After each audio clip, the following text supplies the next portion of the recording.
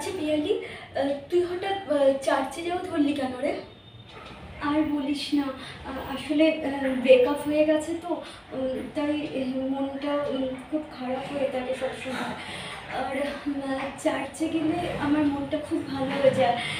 আসলে ওখানে তো ফেলোশিপ হয়, তো অনেক নতুন নতুন ছেলেমেয়ের সাথে আলাপ হয়, নতুন নতুন বন্ধু পাওয়া যায়, তো ওর জন্যই ভালো লাগে রে, ওখানে যাই।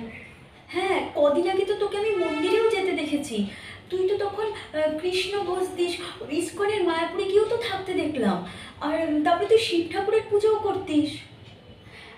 অ্যাকচুয়ালি আমার বয়ফ্রেন্ড হিন্দু ছিল, আর আমি তো মুসলিম ছিলাম। কিন্তু হ্যাঁ, মানে আমি যে পরিবেশে বড় হয়েছি, মানে যেই হোমে আমি মানুষ হয়েছি, সেখানে হিন্দু কালচারেই বড় হয়েছিলাম। আর আমার বয়ফ্রেন্ডের জন্যই আমি হিন্দু ধর্ম গ্রহণ করেছিলাম মন্দিরে গিয়ে। হুম, আগে তো ফেসবুকে তোর নাম দেখতাম পিয়ালি খাতুন, আর এখন দেখি যে পিয়ালি জানা। ব্যাপারটা কী রে? হ্যাঁ, আসলে আমার বয়ফ্রেন্ডের টাইটেল ছিল জানা। তো আমি ছোটবেলা থেকে খাতুন টাইটেলই জানতাম আমার। তারপরে মন্দিরে গিয়ে ওর সাথে যখন আমি হিন্দু ধর্ম গ্রহণ করি, আমি ওর টাইটেলই নিয়েছিলাম, মানে ওই নিতে বলেছিল। ওই তখন খাতুন থেকে আমি জানা হয়েছিলাম, পিয়ালি জানা। কতদিন রিলেশনে ছিলি তুই তোর বয়ফ্রেন্ডের সাথে? এই 3-4 বছর হবে আমাদের রিলেশন ছিল। 3-4 বছর রিলেশনে থাকার পর ব্রেকআপ হয়ে গেছে। তা এখন নতুন কোনো বয়ফ্রেন্ড পেলি? না রে রিমি, এখনো পাইনি। যাদেরই আমার পছন্দ হয় তাদেরই গার্লফ্রেন্ড রয়েছে, তারা অলরেডি এনগেজ। আচ্ছা পিয়ালি, এ পর্যন্ত কটা প্রেম করলি? এই 4-5টা হবে। আচ্ছা রিমি, তুই তো আমার প্রেমের এত খবর, মানে আমার হাঁড়ির এত খবর নিচ্ছিস, তো তোর প্রেমের খবর কি বলতো আমাকে? আমার আবার কি গল্প? আমার তো সেই একই গল্প। আমার সেই ওই 15 বছর ধরে একজনের সাথেই প্রেম করে যাচ্ছি। কি বলছিস তুই? 15 বছর একজনের সাথে? বোর হচ্ছিস না তুই? আরে ওই রকমই প্রেম, দেখা সাক্ষাৎ হয় না রে খুব একটা।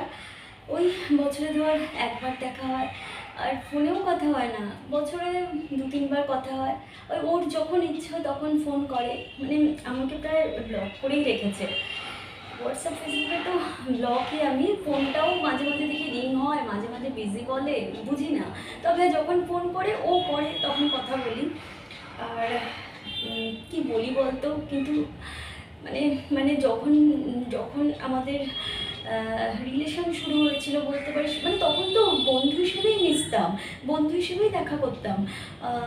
ইনফ্যাক্ট তখন বুঝতেই পারিনি যে মানে প্রেম হয়ে গেছে বা কিছু। ও ছেলেটা রোজ রোজ রোজ তখন আসতো দেখা করতে আমার সাথে, আর আমি বন্ধু হিসেবেই দেখা করতাম। কখন যাকে ভালোবেসে ফেলেছি সেটাই বুঝতে পারিনি, সেটাই জানতে পারিনি। আচ্ছা রিমি, এখনো তাহলে তুমি বিয়ে করলি না কেন?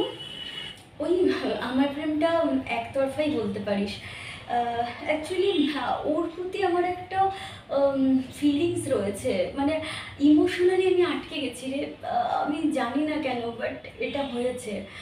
হ্যাঁ, এটা বলতে পারিস যে আমি মেন্টালি ভীষণভাবেই প্রিপেয়ার্ড ওকে বিয়ে করার জন্য। বাট ও যদি এসে এক্ষুনি বলে যে আমি এক্ষুনি বিয়ে করবো, আমি এক্ষুনি বিয়ে করে নেবো, এরকমই ব্যাপারটা।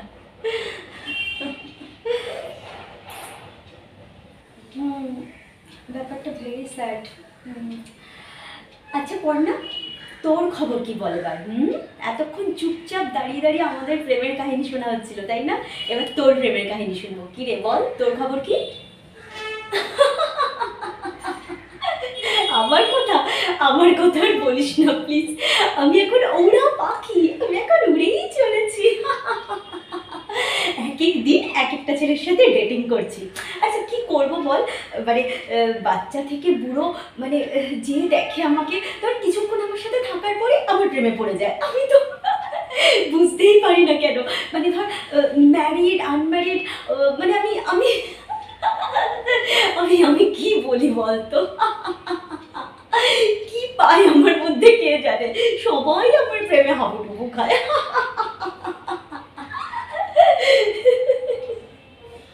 গ্রেট, দারুণ ইন্টারেস্টিং ব্যাপার এই এই পড়না বলছি কি মানে ম্যারিড ছেলেদের সাথে প্রেম করে মজা নাকি আনম্যারিড ছেলেদের সাথে, মানে ডিফারেন্সটা কী রে? আর আরেকটা ব্যাপার, হ্যাঁ বলছি পড়না, তুই তো মুসলমান ছেলেদের সাথেও নিশ্চয়ই প্রেম করেছিস, তাদের সাথে মানে ব্যাপারটা কেমন লাগে বল না রে? শোন রিমি, তোর অনেকগুলো প্রশ্ন, এখন আমি আপাতত এই প্রশ্নগুলোর উত্তর দিতে পারছি না, বিকজ আমার খুব খিদে পেয়েছে। হ্যাঁ, তবে প্রশ্নগুলো তোলা থাক, আমি নেক্সট এপিসোডে আপনার সব প্রশ্নের উত্তর দিয়ে দেবো সোনামণি। আর আমার প্রেমের কথা আসলেই আমার হাসি পায়। হ্যাঁ, আমার আপাতত 101টা প্রেম হয়ে গেছে। আমি আমি কি বলি বলতো, কি বন্ধুরা, চলতে থাকুক 101 বার প্রেম, প্রেম 101 বার চলতে থাকুক। আর আপাতত আমি আর কথা বলতে পারছি না, বকবক করতে পারছি না, বিকজ আমি তোকে আবারও বলছি আমার খুব খিদে পেয়েছে। ও গড, হ্যাঁ হাতের সামনে আম আর ছাড়া যায়। আই লাভ ম্যাঙ্গো, কি মিষ্টি, কি রসালো, কি সুস্বাদু। কে জানে, কে বলতে পারে হয়তো আমার বয়ফ্রেন্ডরা আমাকে এরকম রসালো মিষ্টি সুস্বাদুই কি ভাই জানি না। আগে খেয়ে নি আমি।